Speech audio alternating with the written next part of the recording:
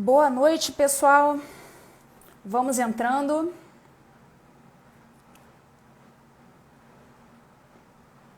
Me digam aí nos comentários se estão me ouvindo bem. Joinha, pessoal botando joinha. Então, estou entendendo que vocês estão me ouvindo bem, correto?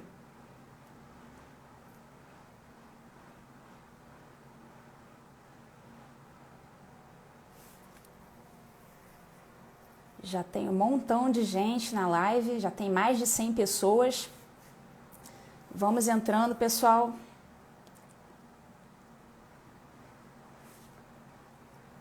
Vamos lá, o número só está subindo aqui. Vamos que essa live eu já tinha prometido há tanto tempo, né? Estava enrolada com o lançamento do livro, acabei deixando passar um tempo, mas os últimos acontecimentos exigiram. Vamos lá, pessoal, vamos entrando. Já temos aí mais de 150 pessoas.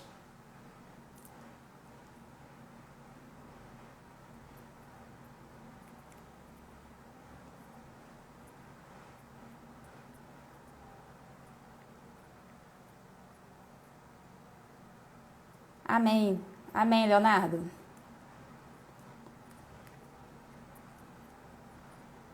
Então vamos lá, né? Estamos chegando aí perto de 200 pessoas.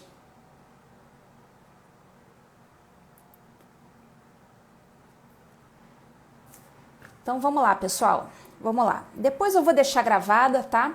Então quem quiser consultar depois, quem quiser ir anotando aí, pega caderno, caneta, porque hoje aqui nós vamos ter uma aula interdisciplinar, vamos falar de direito civil, vamos falar de Constituição, vamos falar de Código Penal, vamos falar da teoria dos atos ilícitos, vamos falar de algumas coisas do direito de forma interdisciplinar, tá, pessoal? Será que as pessoas vão assistir? Eu tenho certeza que tem muita gente aí assistindo, torcendo para eu dar aquela derrapada, né? Você mesmo, né? Você mesmo. Eu sei que você está aí assistindo, vai ficar quietinho assistindo tudinho até o final, que eu sei. Obediente, obediente. Isso aí.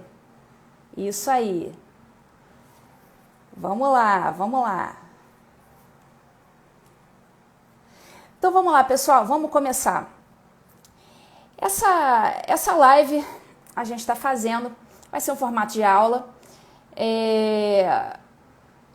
Eu gosto sempre de estar atualizada com os acontecimentos, né, do momento, e os alunos também têm que ficar atualizados com os acontecimentos do momento. Então, não só o pessoal que está fazendo concurso, né?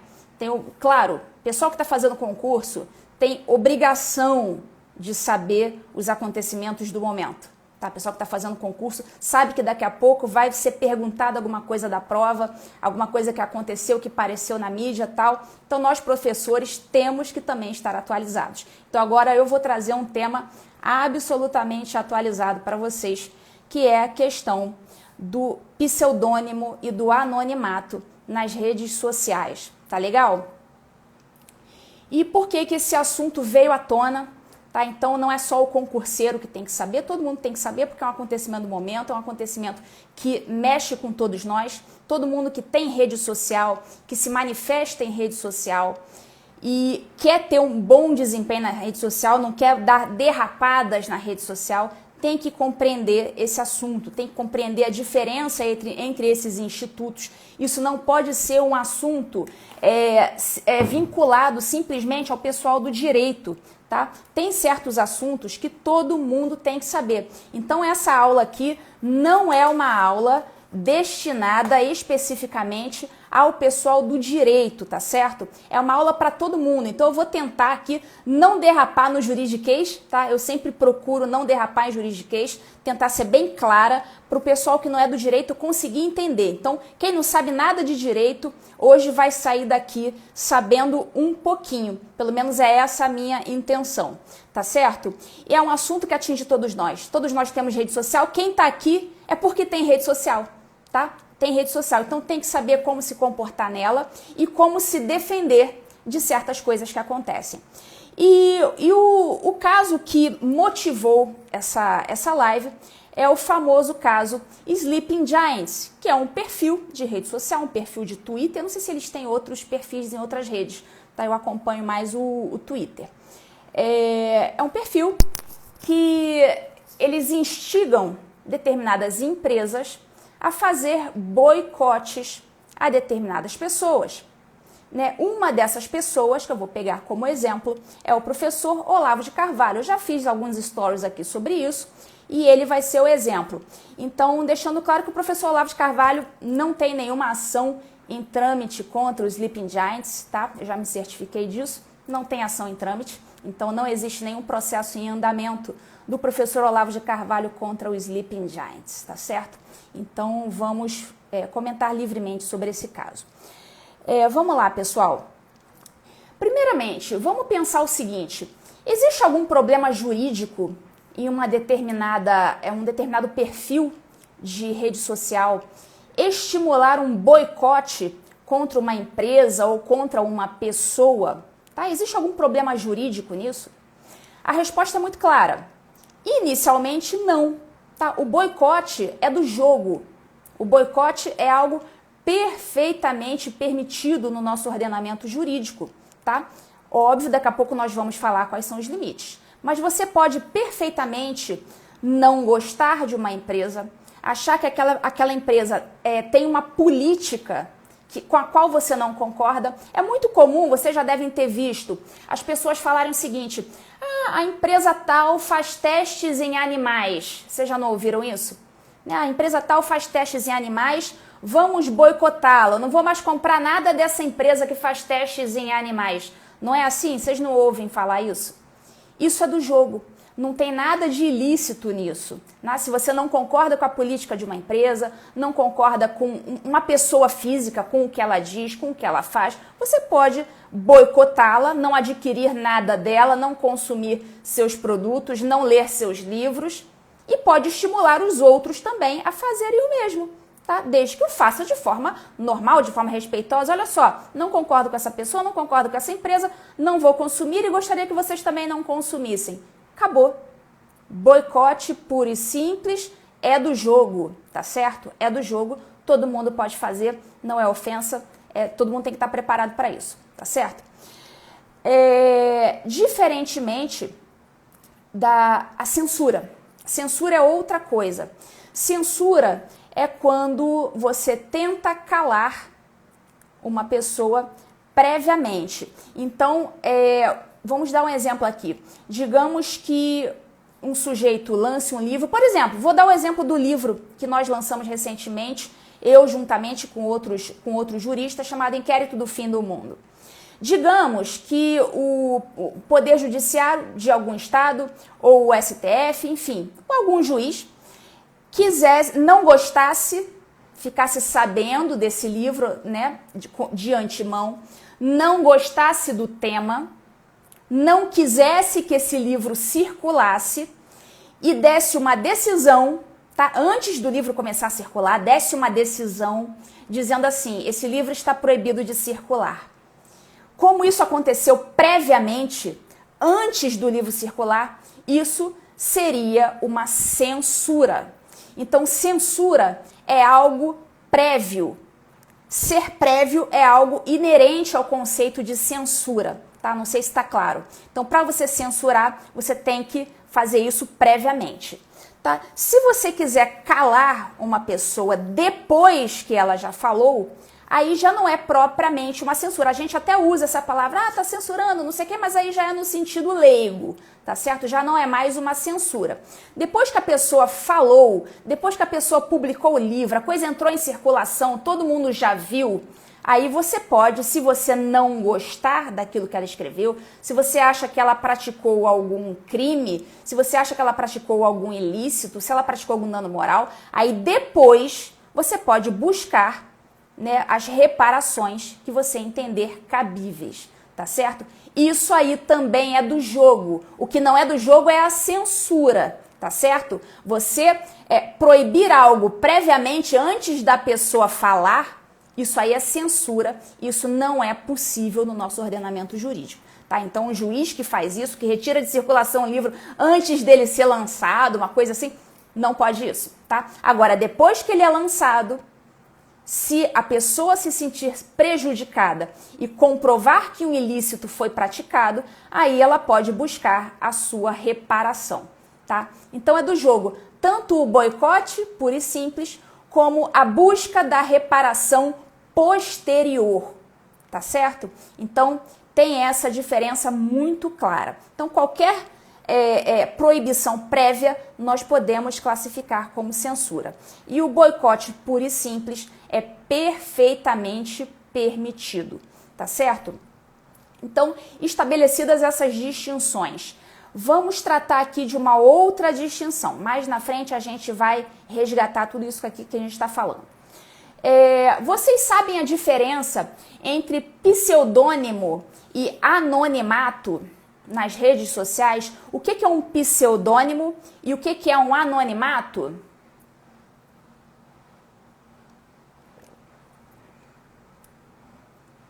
E aí, vocês sabem? Digam aí nos comentários. Vocês sabem a diferença? Não vale quem já leu a explicação.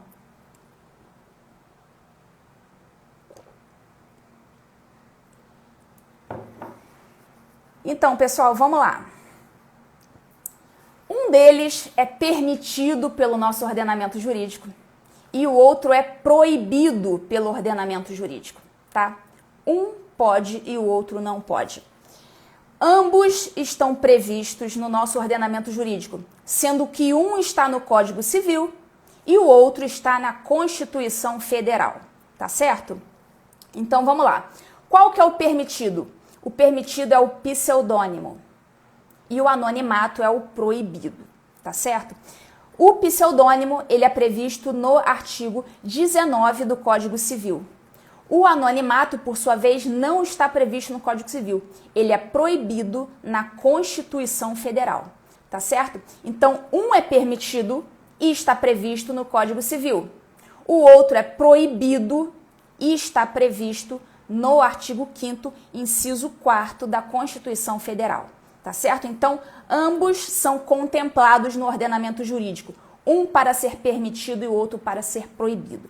Tá, então vamos lá. Qual seria a diferença de um pseudônimo para um anônimo de internet? A gente vê aqueles perfis que não coloca a cara, tá? A gente está cansado de ver. Tá um perfil que bota lá uma figurinha, bota a cara do Superman, bota a cara do Homem-Aranha, aí fala aquele monte de groselha na rede social e acha que vai ficar impune. Vamos lá.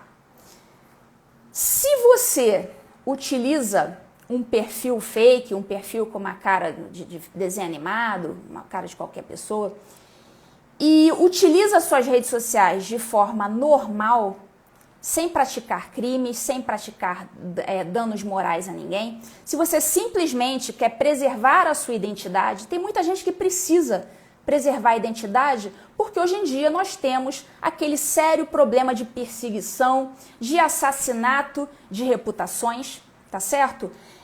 Então muita gente precisa, para participar do debate público, precisa mesmo se esconder por trás de um perfil com um apelido. Tá? Então, se ele faz uma utilização regular desse perfil, ele é simplesmente um pseudônimo.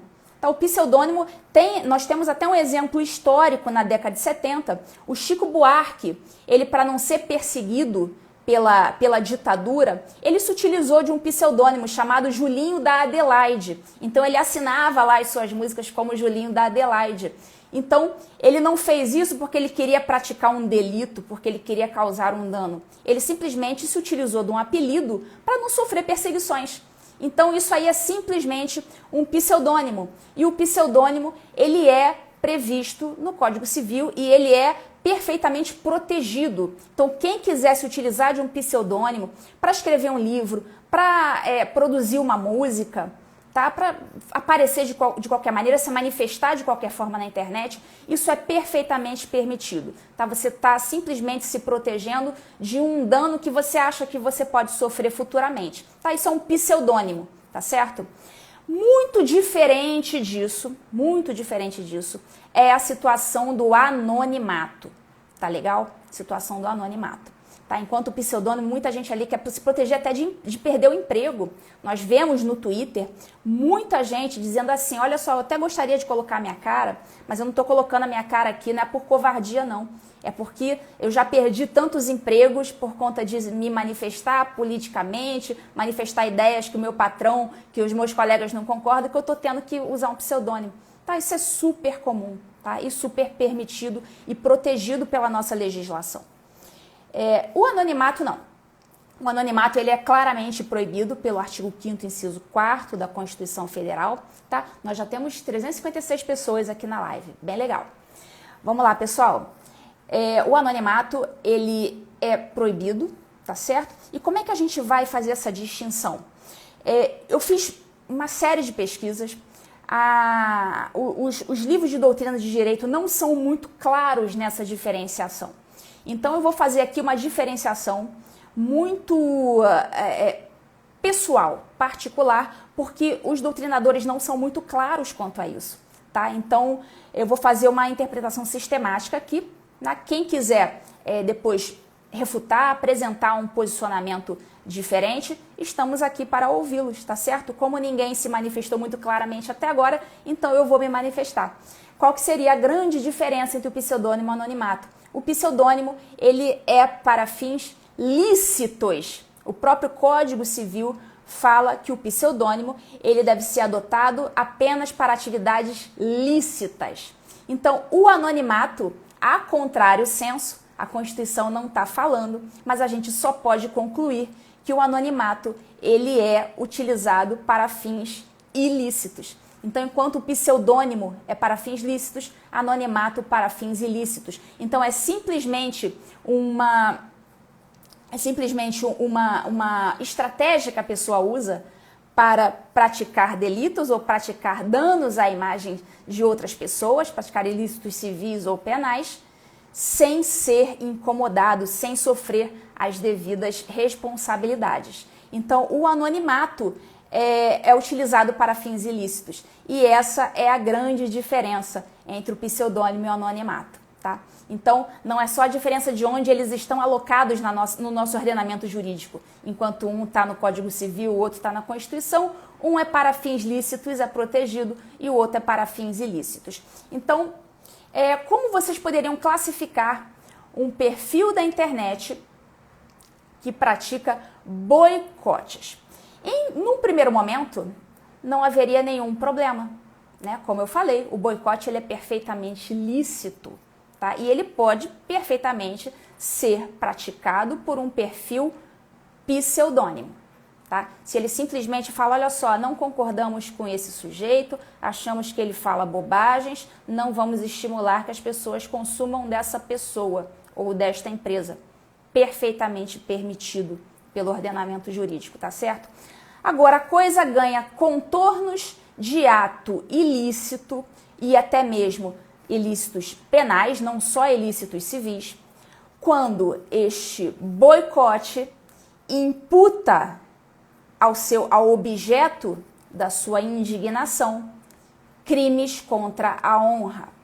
Então, a partir desse momento, você sai daquele terreno do lícito, do permitido, e entra na situação de ilicitude, tá certo? Então, quando esse perfil aponta ilícitos ao objeto da sua indignação, caso ele não comprove que aquilo que ele está imputando é verdadeiro, ele pratica ou um ilícito civil ou um ilícito penal, ou os dois, porque um não exclui o outro. O ilícito civil não exclui o ilícito penal.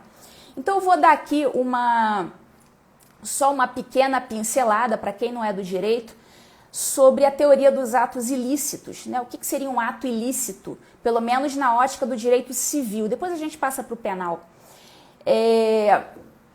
O nosso artigo 187 do Código Civil diz o seguinte, que também comete ato ilícito o titular de um direito que, ao exercê-lo, excede manifestamente os limites impostos pelo seu fim econômico ou social, pela boa-fé ou pelos bons costumes. Tá? Então, Essa teoria dos atos ilícitos é expressamente prevista no nosso ordenamento jurídico no artigo 187 do Código Civil, tá certo? Qual que é a origem histórica disso aí? Até uma curiosidade, até muita gente que é do direito não conhece essa história. Teve um caso chamado leading cases, são aqueles hard cases, aqueles casos polêmicos, difíceis de serem julgados, que foi julgado na França no ano de 1912, chamado caso Clément Bayard. Bayard é B de bola, A, Y, A, R, D. Clément Bayard. Clément Bayard era um construtor de dirigíveis, tá? Que é dirigível, uma espécie de um balão, né? E ele tinha um vizinho. Ele tinha um vizinho que tinha um terreno do lado do pouso de dirigíveis, né? Esse vizinho, o que fez? Sem nenhum motivo aparente, ele construiu umas torres, umas estacas gigantescas e pontiagudas dentro do terreno dele para impedir o pouso daqueles dirigíveis do seu vizinho, que não lhe causavam mal nenhum, e também para danificar aqueles dirigíveis. Então, eu já li mais de uma motivação, né, nos estudos de caso do caso Clément Bayard. Né, alguns dizem que o vizinho fez isso porque ele queria que o construtor de dirigíveis comprasse o terreno dele. Então ele botou aquelas torres imensas e pontiagudas para que ele comprasse o terreno, para que não fosse mais importunado. Outros diziam que era o contrário, que na verdade ele queria era comprar o terreno do construtor de dirigíveis. Eu já vi uma divergência aí na história. Mas o fato é que esse dono desse terreno construiu dentro de seu terreno essas torres gigantescas e pontiagudas para atrapalhar aquele pouso dos dirigíveis, tá certo? Então esse caso foi parar na Justiça da França, né? Então qual que era a questão cerne do problema? Esse proprietário do terreno, ele poderia se utilizar do seu terreno, do seu direito de propriedade, para fazer aquilo que ele fez, para construir aquelas torres.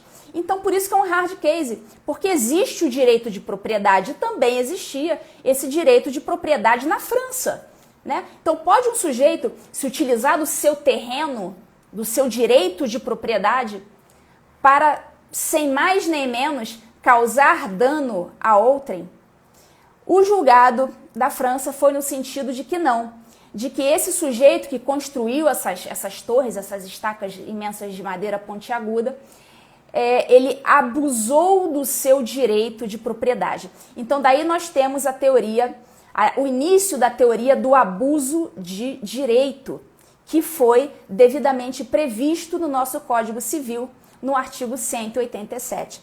Então, é quando nós temos um direito, no caso, no exemplo que eu dei, um direito de propriedade, e ele é utilizado de forma abusiva, sem a boa-fé que deve viger em nossa sociedade. Então, daí surgiu a teoria do abuso de direito. Então, você pode dizer, não, mas eu tenho liberdade de expressão. Todos nós temos.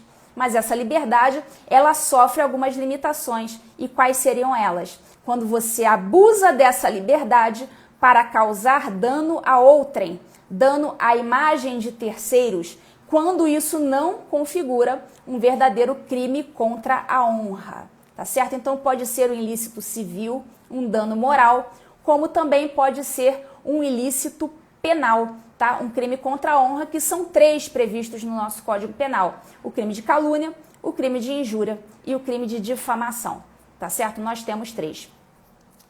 Vamos lá. Então, vocês conheceram mais ou menos a origem da teoria dos atos ilícitos, está lá no artigo 187 do nosso Código Civil, e daí nós podemos trazer essa teoria do abuso de direito para os casos da internet. Então, nós temos a nossa liberdade de expressão, nós podemos falar na internet tudo que nós quisermos, só que isso também vai ter um limite sob pena de você incorrer em abuso de direito da sua liberdade de expressão, tá? E óbvio, nós temos que prezar pela máxima liberdade de expressão. Só que a liberdade, ela vai terminar a partir do momento que você violou os direitos de outrem, tá certo? E isso é a claríssima aplicação da teoria do abuso de direito na liberdade de expressão que nós temos na internet. Então, voltando lá, aplicando tudo isso para a questão dos Sleeping Giants. A partir do momento que eles imputam a um terceiro um crime de ódio, alegação de crime de ódio, preconceito, coisas do tipo, né? Aí cada um vai fazer o seu juízo de valor, tá? Cada um vai fazer o seu juízo de valor. Ele está imputando uma aura de ilegalidade, ele está maculando o nome, a honra, a fama, a boa imagem de um terceiro, correto? Então, com isso, a sua liberdade de expressão de fazer um boicote caiu justamente na limitação que eu informei ainda há pouco da teoria do abuso de direito. Neste momento, ele entra no terreno pantanoso do abuso e por ele deve responder de acordo com a teoria da responsabilidade civil. É assim que funciona, tá certo? Então, a partir do momento que um perfil imputa crimes de preconceito, ódio, posicionamento, enfim, que violam, que maculam a honra e a imagem de terceiros, não comprovando o que está sendo dito, cabe perfeitamente uma ação por dano civil, por danos morais, enfim, por crimes contra a honra. Isso aí vai depender do caso em concreto que estiver em julgamento. E uma coisa que até lá na entrevista da Jovem Pan eu não tive tempo de falar, mas eu trouxe aqui, né, para o pessoal que veio assistir a live, é uma questão um pouquinho mais sofisticada a respeito das respostas dadas pelas empresas que compactuaram com o comportamento do Sleeping Giants. Então, vamos analisar dois casos, tá? Eu trouxe duas hipóteses, dois estudos de caso aqui para a gente analisar. O primeiro deles é o McDonald's, tá? O McDonald's, em um determinado tweet, ele escreveu o seguinte, né? Atendendo a uma notificação, digamos assim, dos Sleeping Giants, o McDonald's prontamente respondeu e respondeu nos seguintes termos, abre aspas, nosso time já retirou nossa publicidade deste canal e vamos retirar também de qualquer outro que compactue com notícias falsas, tá? Vamos lá, pessoal. A pergunta é a seguinte, acaso no futuro se reconheça que os Sleeping Giants praticaram algum ato ilícito, civil ou penal, essas empresas que compactuaram publicamente, elas também são abrangidas pela ilicitude da origem? Essa é a pergunta. Então, esse caso é o que eu considero também um leading case pelo seguinte motivo. Se vocês repararem, todas as respostas dessas empresas são absolutamente padronizadas. E para quem é do direito, é fácil perceber que elas foram elaboradas de forma a minimizar ou até mesmo a excluir a responsabilidade dessas empresas, pela forma como elas foram escritas. Então, vamos recapitular aqui. Olha o que McDonald's escreveu. Nosso time já retirou nossa publicidade deste canal. Ponto. Tem algum problema ela dizer que retirou a publicidade de algum canal? Como eu falei, boicote, tranquilo. Se ela simplesmente falar, já tiramos a nossa publicidade deste canal, ponto. Acabou, boicote puro e simples, está no seu direito. Mas aí como é que ela prossegue? E vamos retirar também de qualquer outro que compactue com notícias falsas.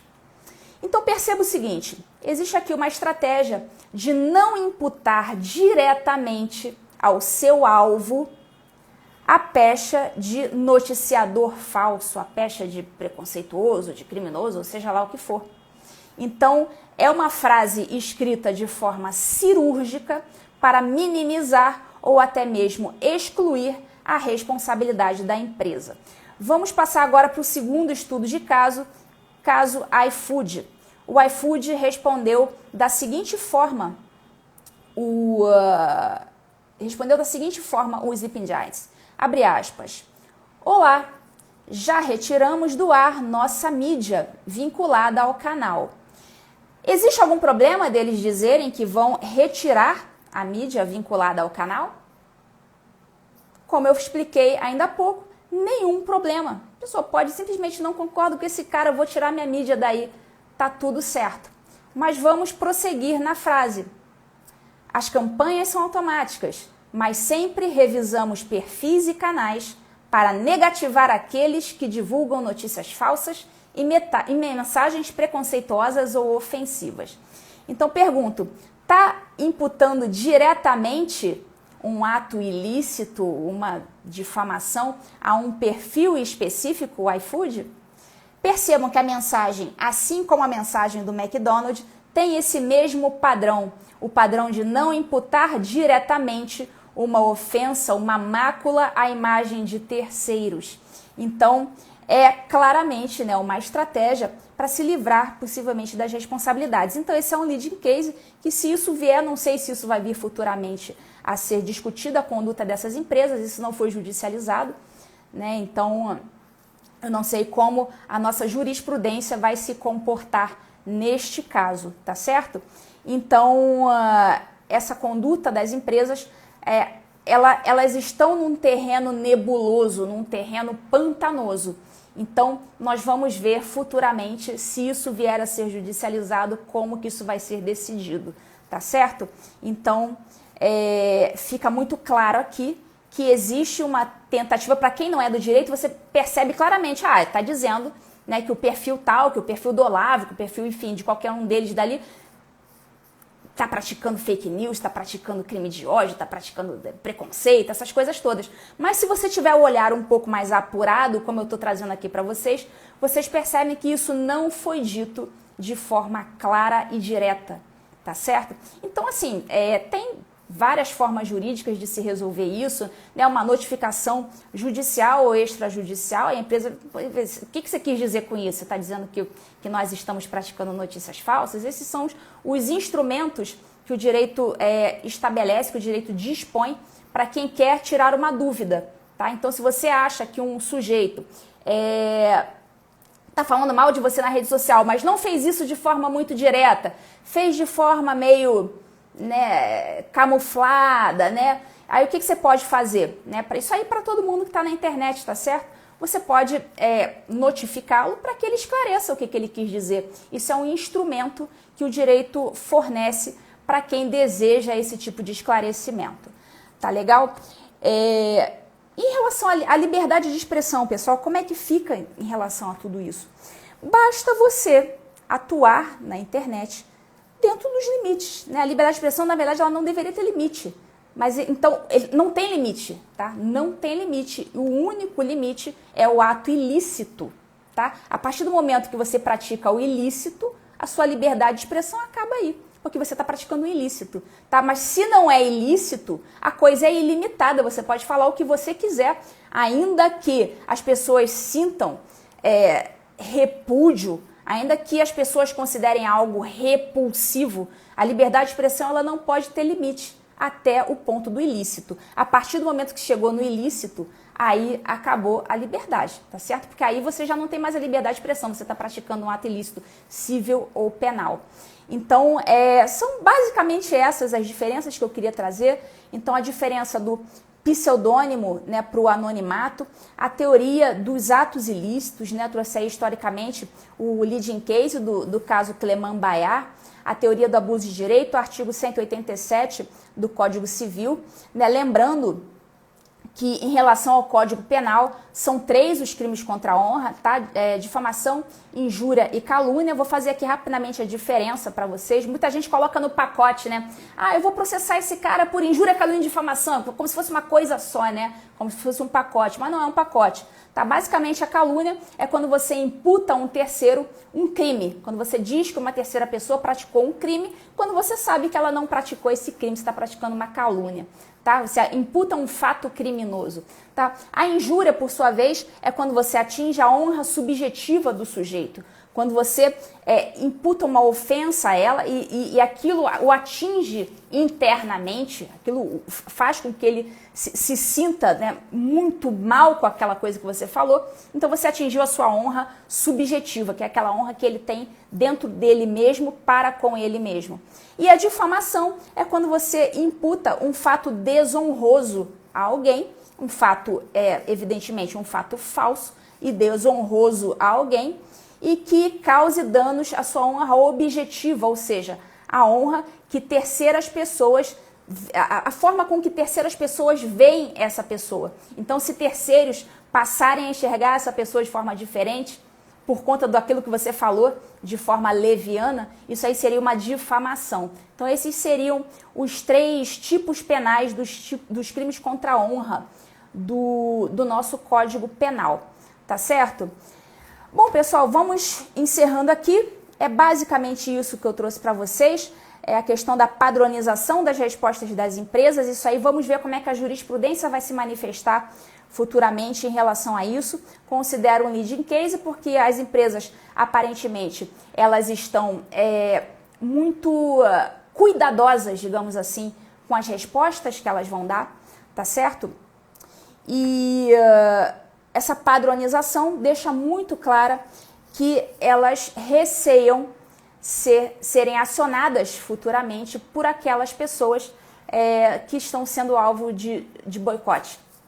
Tá legal? Então, enfim, eu vou tentar fazer depois outras lives sobre outros temas, né, esclarecendo aqui também que eu não estou aqui na qualidade de internauta, eu estou aqui na qualidade de professora, de pessoa que estudou direito e tem autoridade para falar. As informações que eu tenho sobre esse caso são informações obtidas na qualidade de internauta, que todo mundo tem, eu não tenho nenhuma informação privilegiada de dentro do direito, de dentro da magistratura ou de dentro de círculos conservadores. Todas as informações que eu utilizei, eu retirei do Twitter, tá? Mas essa aula eu dou na qualidade de professora, de pessoa que entende do que está falando, que sabe do que está falando e tem responsabilidade para com os seus alunos, tá certo? Então eu vou encerrar a live. Obrigada aí por vocês terem assistido. Vou deixar salva e vocês depois podem consultar quando quiserem. Tá? Obrigada aí pela audiência, um beijo para todos vocês, um abraço.